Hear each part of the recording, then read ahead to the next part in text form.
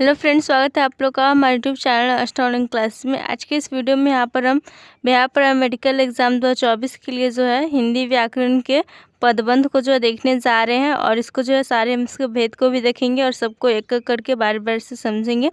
तो वीडियो को अंत तक ज़रूर देखें। तो यहाँ पर हमारे सबसे पहले पदबंध का जो परिभाषा दिया हुआ है, तो वाक्य के उस अंश को जिसमें एक से अधिक पद परस्पर संबंध होकर अपूर्ण अर्थ देते हैं वो पदबंध कहते हैं। यानी कि वाक्य का वैसा अंश जिसमें एक से अधिक पद जो है परस्पर संबंधित होकर जो है अपूर्ण अर्थ एक देता है उसे हम लोग पदबंध कहते हैं। या फिर पदबंध को जो यहाँ पर वाक्यांश भी कहा जाता है, वाक्य का एक अंश भी कहा जाता है। जिसके यहाँ पर दिया हुआ है थोड़ा खाने वाला आज अधिक खा लिया, यानी कि इस वाक्य में जो थोड़ा खाने वाला पदबंध के रूप में प्रयुक्त है और अर्थात जो यहाँ दो पदों का बंधन है, तो थोड़ा खाने वाला यहाँ पर जो क्या है पदबंध है। तो आगे हम जो पदबंध के यहाँ पर जो भेद दिए हुए हैं उसको देखते हैं। तो यहाँ पर दिया हुआ है कि पदबंध के जो मुख्यतः 4 भेद होते हैं, कौन कौन से होते हैं।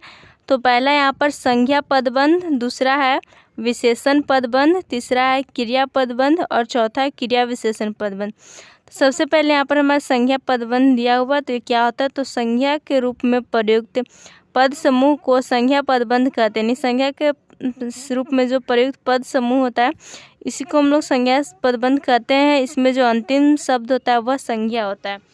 जैसे कि यहाँ पर दिया हुआ है एक भला आदमी, जनक सुता सीता, तेज चलने वाली गाड़ियाँ, जानी पहचानी आवाज़, भारत के प्रधानमंत्री इत्यादि। तो यहाँ पर बताया जा रहा है भारत के प्रधानमंत्री आज विदेश यात्रा पर है। तो इस जो वाक्य दिया हुआ है इसमें भारत के प्रधानमंत्री क्या हो गए, ये संज्ञा पदबंध हो गए। ओके, अब नेक्स्ट यहाँ पर है विशेषण पदबंध। तो विशेषण के रूप में प्रयुक्त पद समूह को विशेषण पदबंध कहते हैं। यानी कि विशेषण के रूप में जो पद समूह प्रयुक्त होता है, यूज होता है उसे हम लोग विशेषण पदबंध कहते हैं। और इसमें अंतिम शब्द जो है वह प्राय विशेषण होता है। जैसे कि दिया हुआ है थोड़ा नमकीन हो गया, कुछ फीका फीका, हरे से भी अधिक कठोर, तालाब में खिला हुआ, बर्फ़ के समान ठंडा, रुई की तरह सफ़ेद। तो जैसे कि यहाँ पर वाक्य दिया हुआ है तालाब में खिले हुए फूल देखो, तो यहाँ पर तालाब में खिले हुए जो हो गया यहाँ पर क्या हो गया, यह विशेषण पदबंध हो गया। ओके, अब नेक्स्ट यहाँ पर एक क्रिया पदबंध। तो इसका परिभाषा दिया हुआ है क्रिया के रूप में प्रयुक्त पद समूह को क्रिया पदबंध कहते हैं। यानी कि ऐसा पद समूह जो क्रिया के रूप में जो यूज हो रहा है तो इसे हम लोग क्रिया पदबंध कहेंगे। जैसे कि और यहाँ पर बताया जा रहा है यह सहायक क्रिया के योग से बनता है। जैसे उछलता कूदता आ रहा है, धीरे धीरे चल रहा है, खोल दिया जा रहा है, फिर पढ़ता आ रहा है।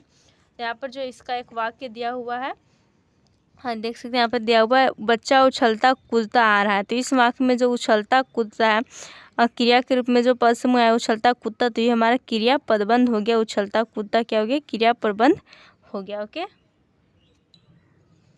अब नेक्स्ट यहाँ पर है क्रिया विशेषण पदबंध। तो क्रिया विशेषण के रूप में प्रयुक्त जो पद समूह होता है इसको हम लोग क्रिया विशेषण पदबंध कहते हैं। जिसके यहाँ पर दिया वर्ष के अंत तक आज दोपहर से प्रतिदिन रात में लगभग 8:15 बजे वह, तो यहाँ पर एक सेंटेंस दिया हुआ है वह वर्ष के अंत तक आएगा। तो इस वाक्य में जो वर्ष के अंत तक है यह क्या हो जाएगा, यह जो एक क्रिया विशेषण पदबंध हो जाएगा क्योंकि क्रिया विशेषण के रूप में यहाँ पर यूज हो रहा है। तो यहाँ पर हमने जो पदबंध के देख लिए, उसकी परिभाषा को देख लिए और पदबंध के जो टाइप्स हैं उनको भी देख लिए और सबको जो एक करके यहाँ पर जो सेंटेंस के साथ यहाँ पर जो दिया हुआ था इसको भी समझ लिए। तो आप लोग को वीडियो पसंद आया तो वीडियो को लाइक करें, दोस्तों के साथ शेयर करें और वैसे वीडियोस के लिए चैनल को जरूर सब्सक्राइब कर लें। हमारा जो पदबंध का ये चैप्टर यहाँ पर समाप्त होता है। Thanks for watching.